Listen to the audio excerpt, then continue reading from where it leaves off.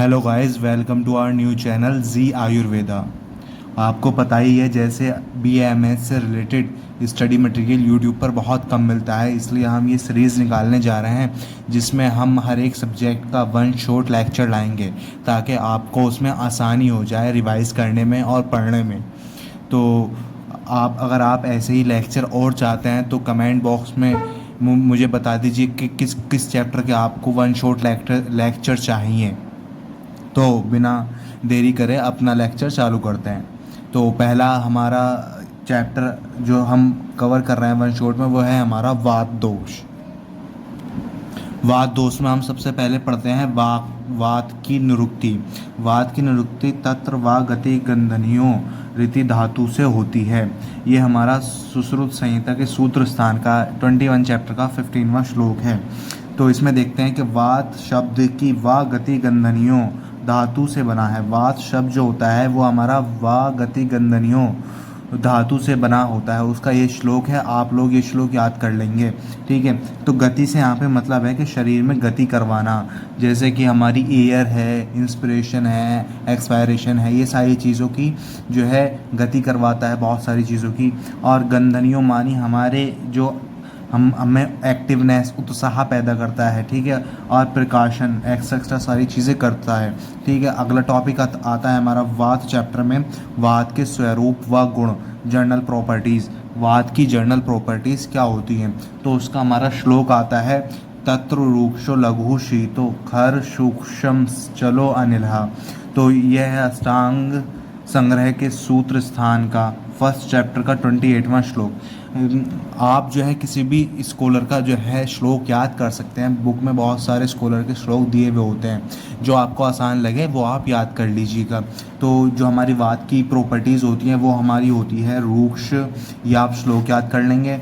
रूक्ष मानी ड्राइनेस, लघु मानी लाइटनेस हल्कापन, शीत मानी कूलनेस, खर मानी रफनेस, सूक्ष्म सबटलनेस मानी छोटा छोटा जो माइक्रो होते हैं, चल मानी मोबिलिटी। ये सारे जो होते हैं हमारे वात के स्वरूप व गुण कहलाए जाते हैं। तो अगला आता है वात दोष के स्थान। वात दोष के स्थान कौन कौन से होते हैं हम देखते हैं। बस्ती पुरुष दानम कटी सख्तिनी पाद अवस्थिनी पक्वाश्य च वात स्थान आनी तत्र आपी पक्वाश्यो विशेषण वात स्थानाम। ये वात दोष के स्थान का श्लोक है चरक संहिता के सूत्र स्थान के 20 चैप्टर का 8वां श्लोक। आप चाहें तो ये श्लोक याद कर लीजिए, वरना वात दोष के स्थान वैसे देखते हैं हम हिंदी में कि कहाँ कहाँ पाए जाते हैं। मूत्रशय ब्लैडर जो होता है हमारा, उसमें पाया जाता है। मालशय मलाशय जो हमारा रेक्टम होता है, ठीक है, उसमें पाया जाता है। कटी हमारे वेस्ट में पाया जाता है। दोनों उर मानी हमारी थाइज, तो बोथ जो थाइज होती है उसमें पाया जाता है। दोनों पैर लेग्स में पाया जाता है। अस्थियाँ यानी बोन्स में पाया जाता है। ये हमारे वात के स्थान हो गए। और लास्ट आता है हमारा पक्वाशय, जो कि हमारी लार्ज इंटेस्टाइन होती है, ठीक है। तो ये हमारे वात दोष के स्थान हो गए। अब हम देखते हैं वात दोष के कर्म। वात दोष के कौन कौन से कर्म होते हैं। उत्साहोच्छ्वासनी श्वास चेष्टा धातु गति समा समो मोक्षो गति मताम वायो कर्म विकाराज्म। चाहिए चरक के सूत्र स्थान के 18 चैप्टर का 49 श्लोक है, ठीक है। तो ये हमारे वात दोष के कर्म का श्लोक है। आप चाहें तो इसको याद कर लीजिए, अगर नहीं याद होता तो आप इसके जो है डायरेक्ट जो है हमारे कर्म याद कर सकते हैं। कौन कौन से कर्म हैं। उत्साह मानी एक्टिवनेस, कार्य करने में उत्साह करना, किसी भी चीज़ के कार्य करने में हमारी मदद करना, हमको उत्साह करना, ये हमारे वात दोष के कर्म होते हैं, ठीक है। उच्छ्वास मानी ब्रीथिंग, उच्छ्वास में हमारा आता है सांस लेना, निश्वास में सांस बाहर निकालना, ठीक है। चेष्टाओं में हमारी बात का कर्म होता है, मानी हमारे मूवमेंट कराता है हमारे पैर्स की, ठीक है, हमें मोबिलिटी देता है। ये सारे हमारे वात दोष के कर्म हो गए। अब ये हम देखते हैं कि शारंघर मत अनुसार जो है क्या क्या माना गया है, ये और देखते हैं हम। तो पित्त पंगु कफ पंगु पंगुओ मल धातवः वायुना तत्र नियते तत्र गच्छति मेघवात।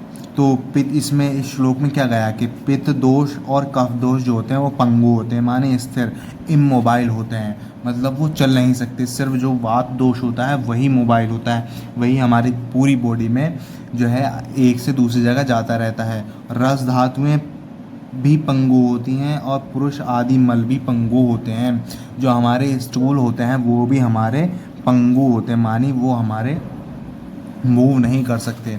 अब हम देखते हैं वात दोष के भेद, मानी टाइप्स ऑफ वाता कितने होते हैं। तो 5 टाइप के हमारे वात के भेद होते हैं। पहला आता है प्राणवायु, दूसरा उदान वायु, तीसरा समान वायु, चौथा व्यान वायु और पांचवा अपान वायु। अब हम एक एक करके ये सारी वायु पढ़ेंगे।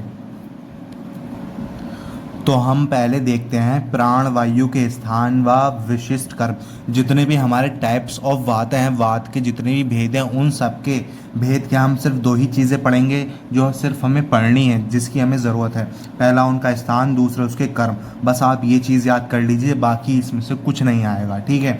तो इसका हमारा श्लोक आता है, स्थानम प्राणस्य मूर्ध और कंठ जीवास्य नासिकः सिष्टीवन शवथु उद्गार वाह कर्म च, ठीक है। यह है हमारे चरक संहिता के चिकित्सा स्थान का 28 चैप्टर का 6th श्लोक, ठीक है। तो अब हम इसके देखते हैं स्थान कौन कौन से होते हैं, प्राण वायु के स्थान कौन कौन से होते हैं। तो पहला आता है मूर्धा, मानी ब्रेन, सिर, सिर मानी हेड, ठीक है। उर्ह स्थल मानी थोरैक्स, कंठ थ्रोट, जिह्वा टंग, मुख माउथ, नासिका नोज, हृदय हार्ट। जो हमारा प्राण वायु है इन सारे स्थानों में पाई जाती है। और फिर आता है हमारा कर्म। कर्म, इसके जो हमारे प्राण वायु के कर्म हैं वो कौन कौन से कर्म होते हैं। तो पहला आता है सिस्टीवन, थूकना, ठीक है। शवथु मानी स्नीजिंग, छींकना। थर्ड आता है उद्गार मानी बैल्चिंग, डकार लेना, जिसको हम आम भाषा में कहते हैं। चौथा आता है रेस्पायरेशन। तो ये सारे जो हमारे कार्य हैं, कर्म, इन सबको करने में हमारी प्राण वायु मदद करती है, ठीक है। अब हम दूसरा टाइप्स देखते हैं जो कि हमारा आता है उदान वायु के कर्म व स्थान, ठीक है। तो उदान वायु का जो श्लोक आता है वो आता है, उदानस्य पुनः स्थानम नाभि और कंठ एवं च वाक्य प्रवृत्ति प्रयत्न और जो बल वर्ण आदि कर्म च, ठीक है। चरक संहिता चिकित्सा स्थान के 28 चैप्टर का 7 श्लोक है ये। इसके हम स्थान देखते हैं, ठीक है। आप चाहें तो इसके श्लोक याद कर लीजिए। श्लोक तो याद करने ज़रूरी ही हैं, एक तरीके से ज़्यादा भारी नहीं है, बहुत छोटे छोटे श्लोक हैं, ठीक है। तो आप उनको याद कर लीजिए, वरना नहीं होते तो खाली इनकी ये हिंदी याद कर लीजिए, वरना तो आपको श्लोक याद होने तो ज़रूरी ही हैं। आप ट्राई करिएगा कि श्लोक आपको याद हो जाएं। तो हम इसके स्थान देखते हैं। पहला आता है नाभि, जो हमारी अम्बिलिकल कॉर्ड होती है।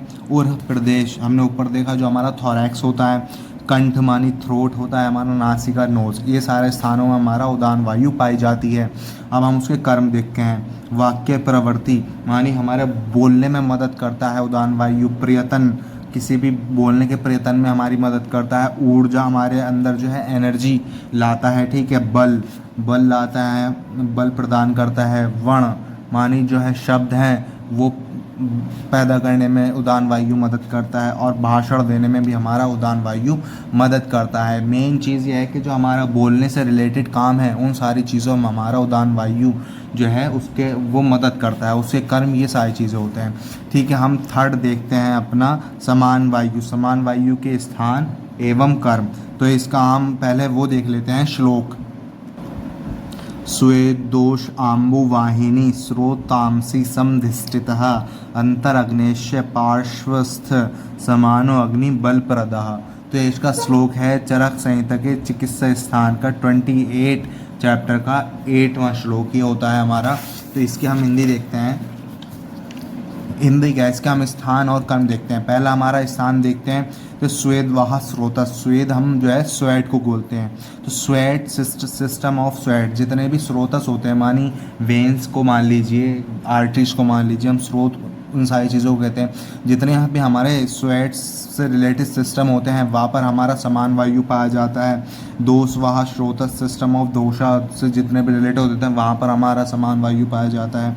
जलवाह स्रोत मतलब वाटर से रिलेटेड जितने भी स्रोत होते हैं। आमाशय स्टोमक पक्वाशय हमारे इंटेस्टाइन लार्ज और स्मॉल दोनों में पाया जाता है। ठीक है, जो हमारी समान वायु है वो सारे इन जो हमारी जगह है वहाँ पर पाई जाती है।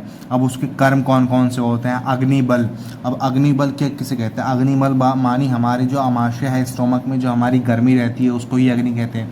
तो मानी हमारे आमाशय को अग्नि प्रदान करती है, मतलब हमारा खाना उससे जल्दी पचेगा। इसके खाना पचाने का कर्म जो होता है हमारा समान वायु करती है। अन्न पाचन सेम चीज़, अन्न धारण सेम चीज़, वही हमारा मेन चीज़ है कि वो हमारा खाना पचाने में मदद करती है।